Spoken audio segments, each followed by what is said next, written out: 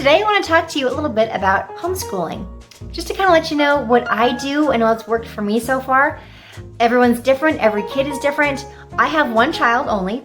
He is 13 years old and I've been homeschooling him since he was in kindergarten. We tried a few different preschools and either they were just kind of overbearing and controlling and like wouldn't let parents get anywhere near it, and his dad actually went and spied on him, and it turns out he was like in the corner like scared, and they're telling us, oh, he loves it, he's fine. And anyway, so we didn't have a good experience. Then we tried another one and he was just bored, and I thought, you know what, well, he's 4 years old. I mean, I can teach him whatever it is. And so I was teaching him reading and, you know, sort of simple early math, and it was going so well.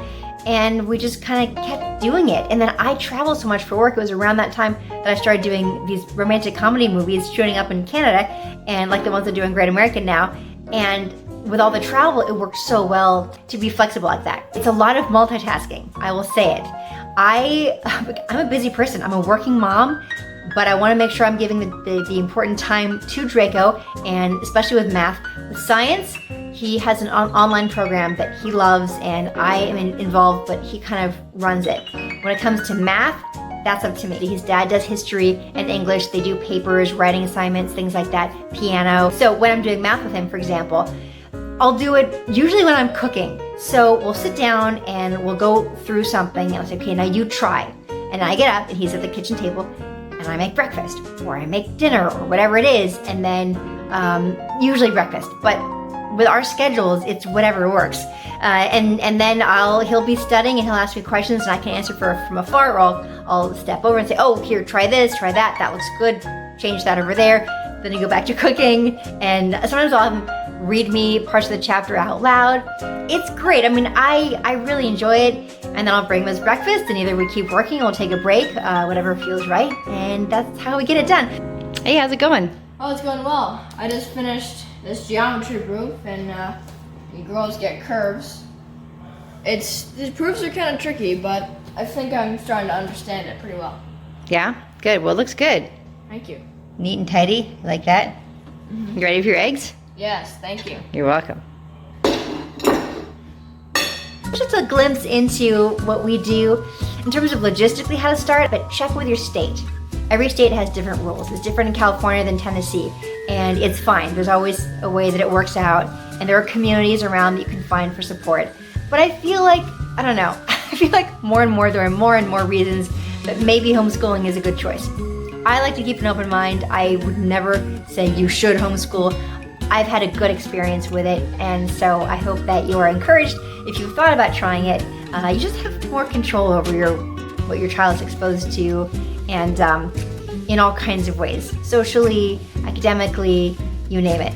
You can be a little more in control. And in terms of socialization, that's what sports.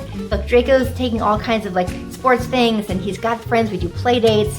He's around kids a ton, and but it is a little bit more work, I will say that, because you have to schedule more things. It's not like automatic after school. To me, more than worth it. So I hope it's been useful at all. I hope that gives you some ideas about what you can do, and best of luck. And most of all, just give your kids a squeeze and just look them in the eye and just be here now. You know, be here now with your kids. All right, guys, much love. Mwah. All right, I gave you kind of an overview of homeschooling and kind of how to start. Now I want to tell you some tricks about the actual teaching itself. So once you have figured out what you're going to teach your child, then how do you teach your child? How do you get them to stay focused, and how do you make it interesting, and how do you make it memorable, and how can they do well? Well, there are a gazillion tricks, and this would be a much longer video from multiple videos, but I'm just going to share a few tricks. One of them is to do it with your child and find opportunities to make it silly. Yes, silly. And get up and put it in your body if you can.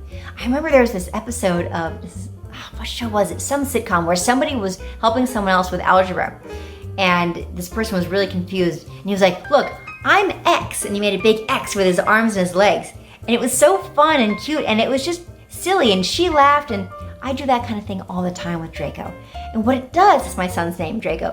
What it does is it breaks up the tension of the stress of not understanding something and then suddenly you do understand it. I mean, look, I make math silly and fun in my books. That's kind of what I do.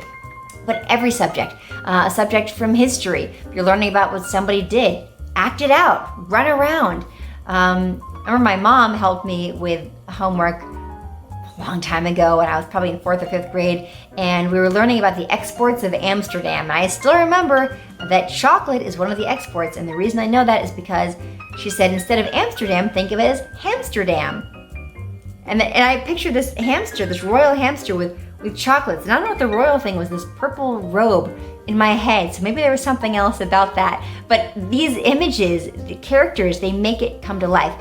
And you don't have to do that with everything. It just every now and then, once every day or so, if you can make something silly, it brings the whole thing to life. It's like adding a little bit of spice to a meal. It can bring the whole thing to life.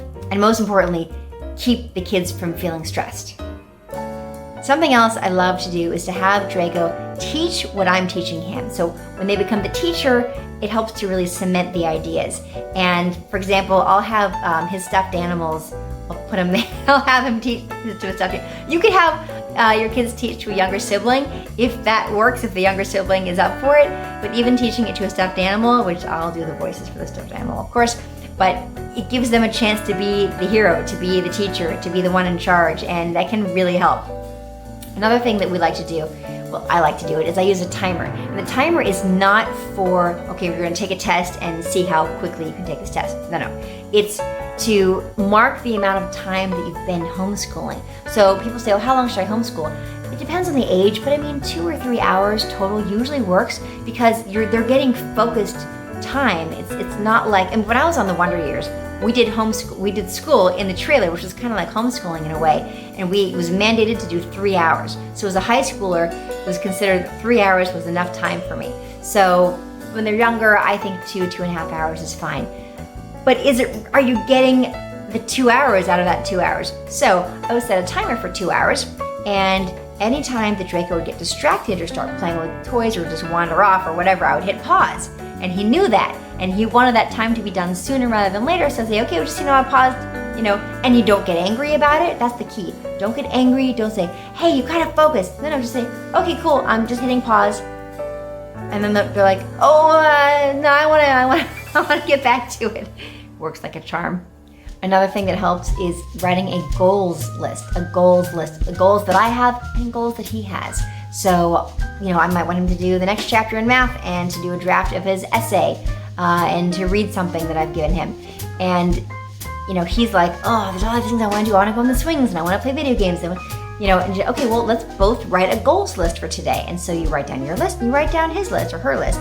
And then it really validates their interests as well. And you can literally have them, okay, you can go on the swings for 10 minutes and you can check that off the list. And even just giving them that, going back and forth on your list if you can, then, unload the dishwashers while they're on the swing. Like, there's things you can do to make it all work timing-wise. And it has made such a difference. It's incredible how important that makes them feel. Like, their stuff matters too. It validates them in the most beautiful way. And finally, I recommend snuggling with your kids. I like to call it snuggle school. So that's usually good for either watching an educational video or reading something together. And again, even just 10 minutes out of the day, snuggling together while you're reading something or talking something through. We've even read math snuggling, but just a little bit. It makes them feel loved and supported and not like just that you're some dictator telling them what to do all the time. So these are some just little tricks. There are more.